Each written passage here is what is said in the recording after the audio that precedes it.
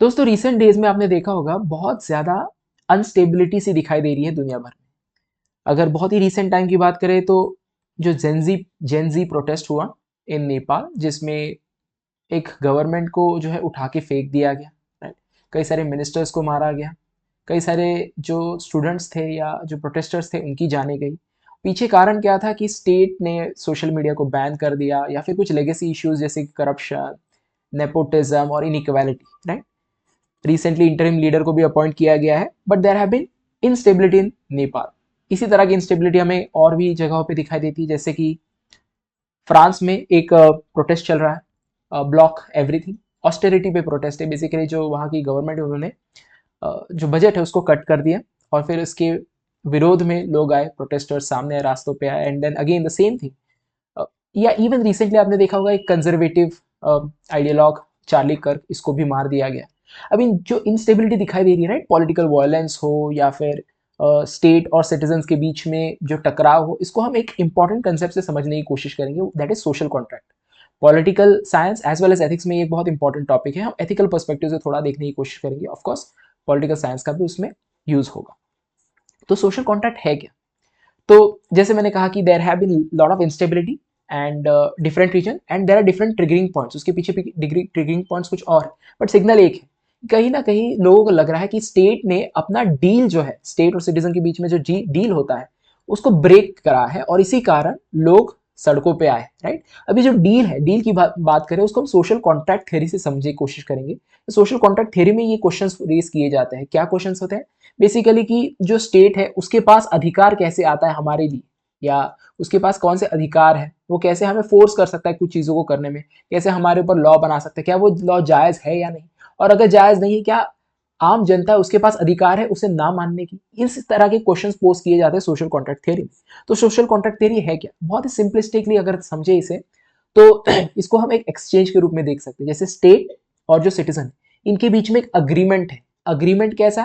कि सिटीजन जो है उनको स्टेट के रूल्स और लॉज को फॉलो करना है, यानी कहीं ना कहीं सिटीजन को अपनी लिबर्टी को गिव अप करना है। क्योंकि एक स्टेटलेस सोसाइटी में या स्टेटलेस किसी भी समाज में, समाज शब्द तो इस्तेमाल नहीं करेंगे बिकॉज समाज में अगर आप देखें there is some sort of structure created, जहाँ पे कुछ लोग अथॉरिटी में होते हैं और कुछ लोग जो है वो फॉलो ऑर्डर करते हैं। तो हम एक ऐसे स्टेट में चले जाते हैं जहाँ पे इस तरह का कोई सिस्टम नहीं, तो हर एक व्यक्ति पूरी उसके पास लिबर्टी, वो जो चाहे वो कर सकता है। राइट, बट जैसे ही हम स्टेट की बात करते हैं, गवर्नमेंट की बात करते हैं, राइट, तो हम उनको फॉलो करते हैं, उनके रूल्स लॉज को फॉलो करते हैं, कहीं ना कहीं हम अपनी लिबर्टी को गिव अप करते हैं।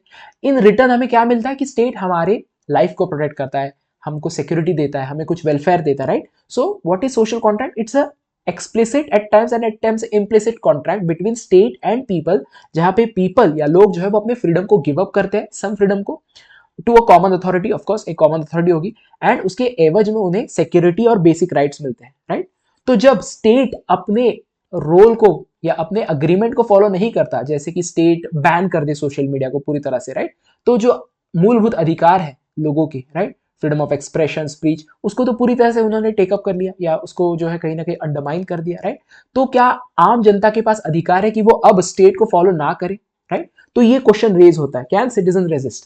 तो इसका अगर बहुत ही सरल जवाब पूछे आप तो हाँ, बट उसके तरीके अलग हो सकते हैं। राइट, एक पुराने समय में अगर हम चले जाए, यानी 16-17 सेंचुरी, उस समय जो रेजिस्टेंस का तरीका है और जो मॉडर्न डेमोक्रेसी में तरीका है उसमें डिफरेंस है, और कहीं ना कहीं वो डिफरेंस जो था वो अब कम होते हुए दिखाई दे रहा है। राइट, यानी हम उस समय की ओर जा रहे हैं जहां पे बैलेट की जगह पे बुलेट का इस्तेमाल हो रहा है। तो क्या ये सही है गलत, इसको हम आगे देखेंगे।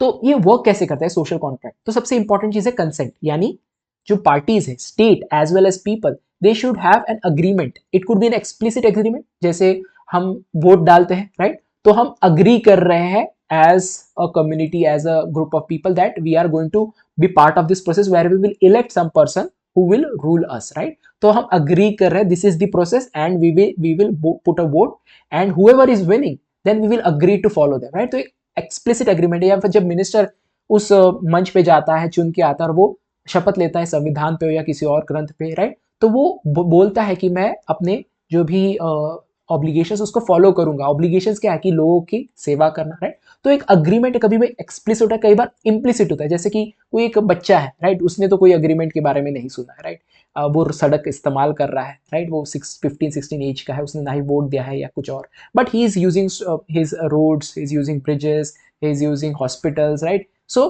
कहीं ना कहीं वो उनका फायदा उठा रहा है और इम्प्लिसिटली वो ये भी मान रहा है कि हाँ ये एक तरीका है चीजों को करने का, ट्रैफिक रूल्स फॉलो करने का, तो वो उन रूल्स को भी फॉलो कर रहा है, राइट। तो वो इम्प्लिसिट है अंडर लॉ, राइट। अब ये जो एक्सचेंज है इसके बारे में बात करते हैं, तो सिटीजन का क्या एक्सपेक्टेशन है कि वो लॉज को, जो कोर लॉज है उसको ओबे करे, राइट। और स्टेट का क्या काम है कि वो लाइफ को प्रोटेक्ट करे, वो लिबर्टी इंश्योर करे लोगों की, प्रॉपर्टी को इंश्योर करे और वेलफेयर को इंश्योर करे, राइट। ये एक्सचेंज है। अब इसकी लेजिटिमेसी कि स्टेट के पास जो अथॉरिटी है क्या वो जायज है या नहीं, इसके भी कुछ मापदंड होते हैं, कुछ हम कह सकते हैं टेस्ट होते हैं, लिटमस टेस्ट। जैसे सबसे पहले जो कंसेंट है वो मीनिंगफुल होना चाहिए। मीनिंगफुल यानी जब हम अग्री करें that we are going to follow rules and laws of the state, it should not be force down upon us. जैसे आप देखोगे कई बार हमारे यहाँ लॉज जो बनते हैं उसमें ऑर्डिनेंस का भी इस्तेमाल किया जाता है, right, in exigency situation ordinance pass, but हर एक लॉ ऑर्डिनेंस के द्वारा अगर पास किया जाए तो उसमें क्या मीनिंग रह जाता है, कंसेंट। क्योंकि एक लॉ बनता है तो उसमें डेलिब्रेशन होता है, राइट, जो अपोजिशन पार्टी के लोग हैं वो डेलिब्रेट करते हैं उसके ऊपर। सो एक या फिर एक ऑटोक्रेटिक स्टेट जो है, जो who are showing in or what we can say who are pushing laws which are not deliberated enough, people का consent नहीं लिया गया है, right, so that is not a legitimate way of making laws for the people, right। या power के में कोई limit ही नहीं कि पावर जो इस्तेमाल कर रहे हैं, जो हमने अपने फ्रीडम्स को गिव अप किया है, लिबर्टी को थोड़ा बहुत गिव अप किया है और पावर दे दिया है हमारे हुक्मरानों के हाथों में कि आप हमारे लिए लॉज बनाए, पॉलिसीज बनाए, राइट, स्कीम्स बनाए, तो उस पावर की भी कोई मर्यादा होनी चाहिए। ऐसा नहीं है कि पावर इतना ज्यादा है उनके हाथ में कि हम हमारी वॉइस ही नहीं रीच हो रही उन तक, या वो हमारे ऊपर जो है जुल्म ढाना शुरू कर दे। तो वो पावर की भी कुछ लिमिट्स होती है, तभी उसको जायज माना जाएगा। और रूलर अकाउंटेबल होना चाहिए कि यानी एक आम आदमी भी क्वेश्चन कर पाए रूलर को। हमारे यहाँ कई तरीके हैं, इलेक्शन एक तरीका है जिससे हम अकाउंटेबिलिटी सेट करते हैं, जवाबदेही सेट करते हैं, आरटीआई एक्ट है, राइट। तो लेजिटिमेसी भी बहुत इंपॉर्टेंट है। This is how the social contract works. अब इसको थोड़ा सा हिस्टोरिकल पर्सपेक्टिव से देखें तो थॉमस होब्स की ओर जाएंगे हम। थॉमस होब्स 16 सेंचुरी के एक बहुत बड़े फिलोसोफर रहे, इंग्लैंड में इनका जन्म हुआ है।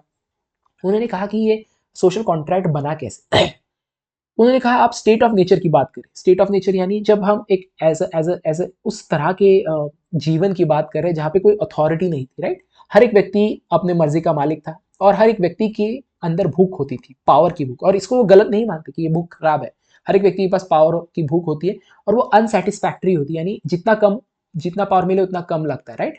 सो ऐसे में आपको दिखता है कि देयर इज केओस, जिसकी लाठी उसकी भैंस, इस तरह का सेटअप आपको, because there is no authority, right. तो मुझे जो चाहिए वो मैं हासिल करूंगा through the strength of my might, right, और through other ways, right. Collectively हम किसी और को लूट लेंगे या उनकी संपत्ति लूट लेंगे, या फिर हम धावा बोल देंगे। इस तरह से बहुत ही क्योटिक सिचुएशन थी जहां पे हर कोई व्यक्ति जो है वो चाहता था उसके पास पोजेशन हो, बट एक इनसिक्योरिटी भी थी कि कैसे हम खुद को सेव करें from other people.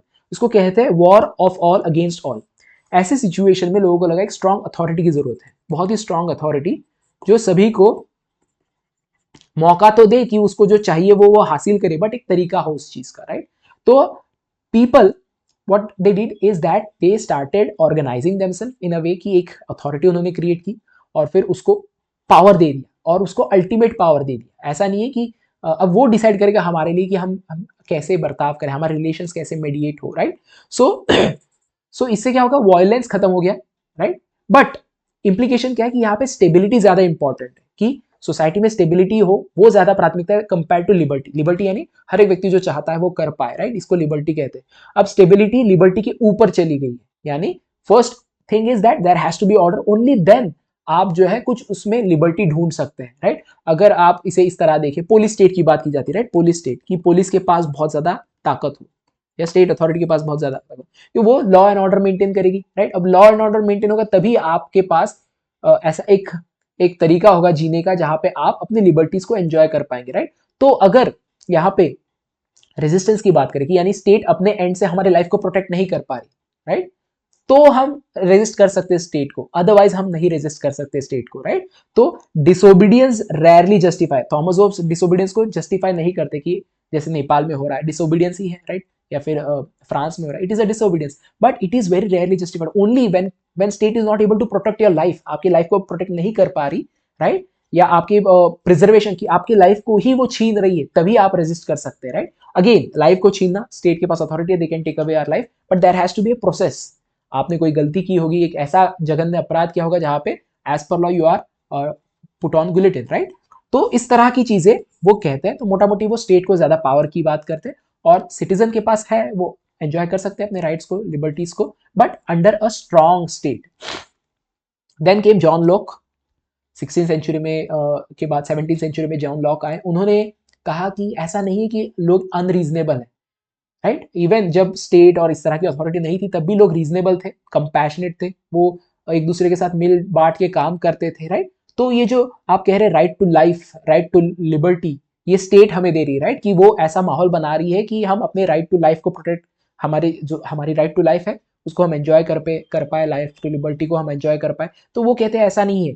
John Locke कहते हैं पहले से ही हमारे पास गिवन था right to life by nature only, right to life, right to liberty, right to property, right. आप उस गांव की बात करिए जहां पे कोई एक मुखिया नहीं है, बट सभी लोग एक साथ मिलके काम कर रहे हैं। वो जानते हैं कि अगर मुझे मेरी प्रॉपर्टी बचानी है तो मुझे किसी और की प्रॉपर्टी नहीं छीननी है, अगर मेरी लाइफ को मेरे को बचाना है तो मेरे को दूसरे, हमें कोऑपरेट करना पड़ेगा, राइट। तो वहां पे स्टेट और अथॉरिटी नहीं थी वहां पे, लेकिन ये राइट्स थे। अब हमने स्टेट को लाया है because of course there will be some people who would be not obeying these common understandings, right? And for them we have created a state and authority who would punish them, right?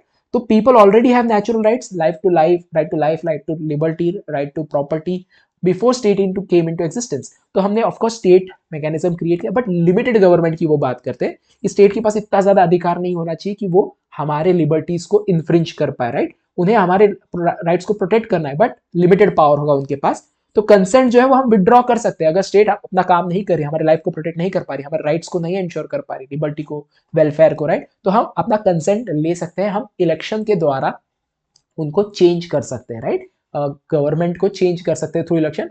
और अगर force का इस्तेमाल करना पड़े, of course force का इस्तेमाल किया जा सकता है, अगर वो स्टेट जो है वो ऑटोक्रेटिक बन जाता है और हमारे राइट्स को वो पूरी तरह से नजरअंदाज कर देता है, right, if rights are violated by ruler. और यही चीज हमें कई जगहों पे दिखाई देती है। इसके बाद आए John Jacques Rousseau. John Jacques Rousseau कौन है? ये वही व्यक्ति है जिन्होंने फ्रेंच रेवोल्यूशन की नींव रखी, या उनके जो राइटिंग्स है उसकी वजह से बहुत ज्यादा प्रभावित हुए, राइट। तो वो कहते हैं कि जो आम आदमी है, राइट, वो सोवरेन है, वो सबसे ऊपर है, राइट। वो उसको पता है उसके लिए क्या सही है और क्या गलत है, राइट। तो लॉ जो है वो जनरल विल को रिफ्लेक्ट करना चाहिए। अब 3 तरह के विल हो सकते हैं। एक है इंडिविजुअल विल की मैं जो चाहता हूँ, राइट, मेरा इंटरेस्ट क्या है, वो मेरा विल है। एक विल हो सकता है जो कह सकते हैं हम एग्रीगेट विल की, सब कोई, हर कोई अलग अलग चीजें चाहता है, उनके अपने अपने खुद के डिजायर्स है, विल्स है, राइट। और एक है कॉमन विल। कॉमन विल यानी अगर हम सब एज एन इंडिविजुअल अपने अपने जो इंटरेस्ट है, स्पेसिफिक इंटरेस्ट है, उसको साइडलाइन करें, और जो कॉमन इंटरेस्ट है लोगों के, जैसे कि सबको सड़क चाहिए, सबको बिजली चाहिए, सबको पानी चाहिए, सबको सेफ्टी या सिक्योरिटी चाहिए, राइट, सबको और भी चीजें हो सकती है, वेलफेयर प्रोविजंस चाहिए, तो उनको हम सामने रखें और उसके बेसिस पे अगर हम लॉ बनाए, उसको कहते हैं common will, right, common good. So sovereign is people, right, ये जो अल्टीमेट अथॉरिटी वो लोगों के पास होनी चाहिए। और लॉ जो है, जो लॉ बनता है, that should reflect general will, जो आम जनता है या फिर जो भी जनता है उनका जो जनरल विल, जो कॉमन गुड के लिए हमने जो विल सेट किया है खुद के लिए, राइट, उसको उसको इंश्योर करने के लॉ बनने चाहिए। और अगर हम ऐसे लॉ बनाते हैं जो कॉमन गुड को सीक करते, तो हम फ्री तभी होंगे जब हम उन लॉज को फॉलो करेंगे, राइट। अगर हम उन लॉज को फॉलो नहीं करेंगे जो कॉमन गुड है, राइट, उसको अचीव करने के लॉज बनाएंगे, तो फिर फायदा ही क्या है ये पूरे सिस्टम का। तो फ्रीडम रिफ्रेंड की बात करते हैं, we are free when we obey laws collectively set, right.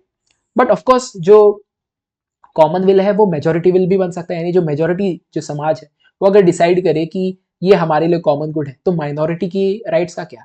तो इसीलिए कुछ सेफगार्ड्स की भी जरूरत है कि जो माइनॉरिटी राइट्स है उनको हम प्रोटेक्ट कर पाए। अब ये सब चीजें हम क्यों बात करें, क्योंकि सोशल कॉन्ट्रैक्ट ब्रीच होता है, राइट, जब तो हो सकता है कि अलग अलग कम्युनिटीज है जो ये सोच रही कि हमारे बारे में सोचा नहीं जा रहा है और वो रेजिस्ट करे स्टेट को, फिर बाकी कम्युनिटीज कहेंगे कि ये तो गलत हो रहा है, राइट। इसीलिए इन सारी चीजों को हमें ध्यान में रखना पड़ेगा, ये जो भी जो अंडरस्टैंडिंग है उसको समझना पड़ेगा, to understand why protest happen and why one section of society protest while other is happy with it, right. तो guardrail is important, majority must not crush minority, अगर ऐसा होता है then again the social contract is breach, right. तो freedom refrain भी बहुत जरूरी है, कॉमन गुड को अचीव करना बहुत जरूरी है। अब मॉडर्न अपग्रेड्स की बात कर लेते हैं। यूएस में कई सारे थिंकर्स आए जैसे जॉन रॉल्स और रॉबर्ट नॉजिक, दोनों कलीग थे। जॉन रॉल्स कहते हैं कि स्टेट जो है, जस्टिस तभी सिक्योर होता है अगर फेयरनेस हो, राइट। जस्टिस तभी सिक्योर होता है जब फेयरनेस हो। फेयरनेस यानी वो एक कंसेप्ट देते हैं व्हील ऑफ इग्नोरेंस। वो कहते हैं कि अगर मैं एक ऐसे सोसाइटी के ऐसे तबके से आता हूँ जो कैपिटलिज्म को बहुत ज़्यादा उसका उसका फ़ायदा है, उसके कम्युनिटी को फ़ायदा है उसके द्वारा, राइट। और जो बाकी के सेक्शन ऑफ सोसाइटी है, राइट, जहाँ पे गरीब लोग हैं हु आर सीकिंग सोशलिज्म, कि सोसाइटी या स्टेट मदद करे उनको to rise up, right. Capitalism में क्या होता है कि सभी के पास अधिकार है कि वो क्या करना चाहते, स्टेट का मिनिमम इंटरफेरेंस होना चाहिए in the economic activities and so and so forth, right. तो मैं अगर ऐसे लॉज बनाता हूँ जो कैपिटलिस्ट आइडिया को सपोर्ट करता है, तो वो लोग जो गरीब लोग हैं जो चाहते हैं सोशलिस्ट आइडिया भी हो हमारे स्टेट में, राइट, तो उनका क्या होगा, राइट। तो फेयरनेस तभी आता है या जस्टिस तभी होता है जब फेयर हो सिस्टम सभी के लिए। तो जो लॉ बनाते हैं उन्होंने अपने आइडेंटिटी को भूल जाना चाहिए कि वो रिच तबके से आता है, गरीब तबके से, वो ब्लैक है, व्हाइट है, सो एंड सो फोर्थ, वो कैथलिक है, प्रोटेस्टेंट है, right. They should give up these identities or they should be blind to it. Why? Because say if they put a wheel of ignorance that they don't know which community they come from, किस तबके से आते हैं, तो वो ऐसे laws बनाएंगे जो सभी के लिए बेनिफिशियल होंगे, क्योंकि they may end up being in a disadvantage position that the law is skewed against, right. जैसे अगर कोई एक ऐसा व्यक्ति है जो व्हाइट रेस का आता है और वो ऐसे लॉज बनाता है जो ब्लैक के लिए खराब है, but what if the position of which he is black, then he would not want those laws. इसीलिए जो हुक्मरान है उन्होंने लॉज ऐसे बनाने चाहिए, उन्होंने अपने बैकग्राउंड को थोड़ा सा अपने फोकस से हटा देना चाहिए। ऐसा सोचना चाहिए कि ये लॉ जो है, जो सबसे डिसएडवांटेज व्यक्ति है उसको वो एक्सेप्टेबल होगा या नहीं। इसको कहते हैं व्हील ऑफ इग्नोरेंस। अगर हम तरीका इस्तेमाल करते तो हमारे जो लॉज है, पॉलिसीज है, वो बेहतर होंगी, सभी के लिए बेहतर होंगे, राइट। तो मोटा मोटी वो कैपिटलिज्म और सोशलिज्म के बीच में एक कहीं ना कहीं एक बैलेंस रखने की बात करते हैं कि लिबर्टी सभी के पास हो, राइट, सभी के पास अपॉर्चुनिटीज हो, बट जो डिसएडवांटेज सेक्शन उसके बारे में भी सोचा जाए, राइट। तो बट इनके जो कलीग है रॉबर्ट नॉजिक, वो कहते हैं नहीं नहीं नहीं, कैपिटलिज्म इज इंपॉर्टेंट, राइट, कि आप डिस्ट्रीब्यूटिव जस्टिस की बात करेंगे यहाँ पे कि जो अब डिसएडवांटेज सेक्शन का कैसा बेनिफिट हो सकता है या उसको कैसे हम सब सेफगार्ड दे सकते हैं थ्रू रीडिस्ट्रीब्यूटिव जस्टिस, राइट, कि अमीरी से लो गरीबों को दो, राइट। इस तरह ये नहीं चलेगा। वो कहते हैं नहीं, स्टेट का काम क्या है कि लोगों की प्रॉपर्टी को सिक्योर करे, सभी को अपॉर्चुनिटी दे, और अगर सभी को अपॉर्चुनिटी दे दी गई है, राइट, एक फॉर्मल तरीके से, तो अब इनइक्वालिटी बढ़ती है, तो वो एक सेकेंडरी इशू है, उसके ऊपर हम फोर्स नहीं कर सकते किसी एक व्यक्ति को to make it for the other person, right. जैसे हम टैक्सेस, प्रोग्रेसिव टैक्सेशन की बात करते हैं, जो अमीर लोग हैं उनसे टैक्स ले और उसका फायदा गरीबों को भी होगा, राइट। तो वो गलत मानेंगे, वो कहेंगे कि नहीं, सभी के पास इक्वल अपॉर्चुनिटी है, सभी लोग जो है अपने हिसाब से काम कर सकते हैं और अपनी स्थिति को सुधार सकते हैं, राइट। तो ऑफकोर्स अगर किसी को दूसरों के लिए कुछ काम करना है तो वो वॉलंटरी तरीके से होना चाहिए, कंसेंट होना चाहिए हर एक व्यक्ति का, right, respect consent of others. तो इस तरह की जो है चीजें हमें दिखाई देती है, राइट। बट यहाँ पे क्रिटिक्स भी है, सोशल कॉन्ट्रैक्ट थ्योरी के क्रिटिक भी है। फेमिनिस्ट जो है वो कहते हैं कि सोशल कॉन्ट्रैक्ट जो है वो मर्दों ने मर्दों के लिए बना है, राइट। क्योंकि जो स्टेट है और जो सिटीजन है उसमें सिटीजन में भी आपको डिफरेंस दिखाई देगा, right. There is a house also, domestic sphere, जहाँ पे अथॉरिटी मेल्स के हाथ में, फीमेल्स के हाथ में बिल्कुल कम अथॉरिटी है, और फीमेल्स को मेल काउंटर पार्ट की सुननी पड़ती है, वो फादर हो, हस्बैंड हो, सो एंड सो, राइट। तो हमारे राइट्स का क्या, वो ये बात करते कि कहीं ना कहीं हिडन सेक्सुअल कॉन्ट्रैक्ट भी है इस सोशल कॉन्ट्रैक्ट में, जो पेट्रियार्की को चैलेंज नहीं करता। अगर सभी लोग समान है, राइट, तो सभी, इवन इन डोमेस्टिक स्फीयर, वो समानता हमने क्रिएट करनी चाहिए through laws and policies.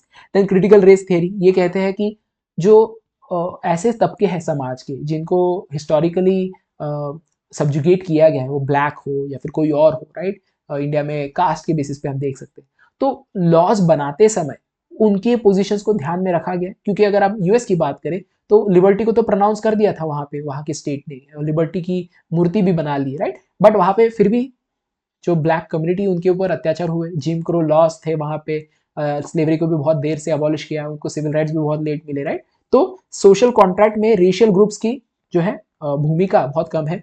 Communitarian, कि सोशल कॉन्ट्रैक्ट में हम इंडिविजुअल को as an autonomous, rational, right, rational person मानते हैं, इंडिविजुअल मानते हैं बेसिकली, इंडिविजुअल और स्टेट के बीच में ये कॉन्ट्रैक्ट है, राइट। बट क्या इस तरह हमें देखने को मिलता है कि लोग इंडिविजुअल जीते नहीं, वो कम्युनिटी में भी जीते, और कम्युनिटी के अपने कुछ शेयर्ड एक्सपीरियंसेस होते हैं, उनके खुद के ट्रेडिशंस होते हैं, राइट। और उसको भी हमने फोकस में रखना चाहिए, क्योंकि हम यहाँ पे इंडिविजुअल वर्सेस इंडिविजुअल कर रहे हैं, राइट। दो लोगों के बीच की राइट्स को हम मेडिएट कर रहे हैं, स्टेट मेडिएट कर रही है, ये इसकी प्रॉपर्टी ना छीने, वो उसकी प्रॉपर्टी ना छीने। बट अगर कम्युनिटीज ने एक दूसरे का शोषण किया है तो उसके बारे में आप सोचोगे। तो हमारे यहाँ रिजर्वेशन की बात की जाती है, राइट, कि एक तबके को रिजर्वेशन मिल रहा है। वो क्यों मिल रहा है? Because they have some shared experiences, right, and those shared experiences need some shared policy for them. हम वहां पे इंडिविजुअल इंडिविजुअल नहीं देख सकते। तो इस तरह जो है हमारे पॉलिसीज, लॉज जो है, या फिर जो हमारा गवर्नेंस है, वो बहुत इंपॉर्टेंट है to understand the social contract and why should we be part of that social contract और फॉलो दैट सोशल कॉन्ट्रैक्ट।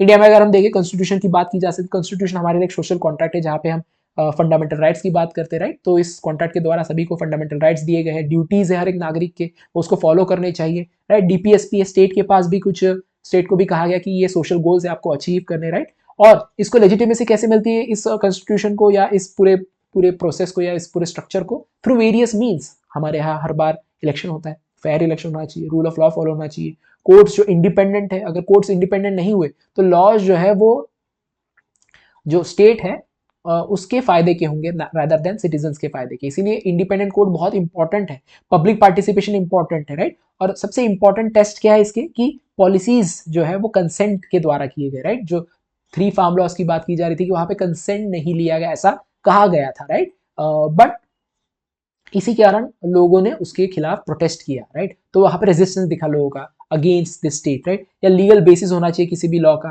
तो जो हमारे यहाँ लॉ बना था ऑन CAA, राइट, जो सिटीजनशिप अमेंडमेंट एक्ट, तो उसको भी लोगों ने चैलेंज किया कि इसकी लीगल बेसिस नहीं, क्योंकि ये सभी समुदाय को साथ में लेकर चलता, ऐसा भी कहा गया, अपने पॉइंट्स रखे गए, राइट। फिर सेफ गार्ड राइट्स और सेफ गार्ड होने चाहिए, अकाउंटेबिलिटी, जो हुक्मरान है उसकी जवाबदेही होनी चाहिए to the public, right. People should be able to question them, if not then legitimacy weak होती है ऑफ द स्टेट, राइट। तो एडमिनिस्ट्रेटर के लिए इंपॉर्टेंट है कि वो कंसेंट सीख करे, राइट, कंसल्टेशन के द्वारा, राइट।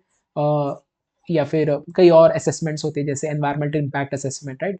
हम इन सारी चीज़ों को पढ़ते हैं, रिस्पेक्ट करें लिमिट्स को, कि स्टेट की पावर है बट उसकी भी कुछ लिमिट्स होनी चाहिए, राइट। अकाउंटेबिलिटी होनी चाहिए स्टेट की, और सबसे इंपॉर्टेंट है लेजिटिमेसी, यानी लीगल बेसिस होना चाहिए, जो सरकार है उसके काम करने का लीगल बेसिस होना चाहिए, फेयर होनी चाहिए वो, और पार्टिसिपेशन होना चाहिए, हर तबके का उसमें कहीं ना कहीं एक भागीदारी होनी चाहिए, तभी ट्रस्ट बिल्ड होता है और तभी लोग स्टेट को फॉलो करते हैं, अदरवाइज वो प्रोटेस्ट करते हैं, रिबेल करते हैं। तो आपके लिए कुछ क्वेश्चन है, जैसे अभी जन अल्फा आ रहा है, right, they must not have crossed 18 years of age, right. तो ऐसे लोग जो जिन्होंने ना ही वोट दिया है, या वो उन्होंने कॉन्ट्रैक्ट को साइन नहीं किया है, right, they have not signed contract. Of course हमने कहा है कि एक्सप्रेसिव और इम्प्लिसिट तरीके से आप उससे जुड़े हुए होते हैं, बट बहुत ही प्लेनली अगर हम इसे सोचे, एक बहुत ही यंग बच्चा है जिसको स्टेट क्या है उसके बारे में पता नहीं, तो वो सिटीजन बाय कंसेंट है या वो जस्ट सिटीजन बाय बर्थ है? ये पहला क्वेश्चन है। Is that person a citizen by consent और citizen by birth, and should he follow that social contract, right, if he is just a citizen by birth and not citizen by consent. Second question है कि हमने देखा है कि जो 16-15 century में there were revolution, French revolution, सारी चीजें हमने देखी है, राइट। उस समय रूसो वगैरह बात कर रहे थे सोशल कॉन्ट्रैक्ट के बारे में। अब तरीका बदल गया है कि अगर आपको रेजिस्ट करना है तो तरीका जो है वो अलग है। आप जो है सोशल मीडिया पे प्रोटेस्ट कर सकते हैं, राइट, हैशटैग मूवमेंट चला सकते हैं, कोर्ट्स के पास जा सकते हैं, अगर आपको लगता है स्टेट आपके राइट्स को इन्फ्रिंज कर रहा है, प्रोटेस्ट कर सकते हैं, वोट डाल के इलेक्शन में आप जो है गवर्नमेंट को चेंज कर सकते हैं। तो ये जो वेपन ऑफ रेजिस्टेंस थे हमारे, क्या वो ब्लंट हो गए हैं, जो अब अभी मैंने डिस्कस किए? इसी के कारण लोग जो है वायलेंस का सहारा ले रहे हैं, राइट। तो दीज आर सम क्वेश्चंस, ये आप मेरे को इस कमेंट में बताएं कि whether what do you think about it, what this questions, right. और अगर आपको एथिक्स को और अच्छे से ढंग से करना है, पढ़ना है, राइट, तो we have a individual course of ethics जो आप एनरोल कर सकते हैं, 54 आवर्स लेक्चर, राइट। इसमें वीडियो लेक्चर और करंट अफेयर्स भी पढ़ाए जाएंगे, and at a very minimum cost. आप इसको अफोर्ड करें तो आप डेफिनेटली लें, right. That's it from today session.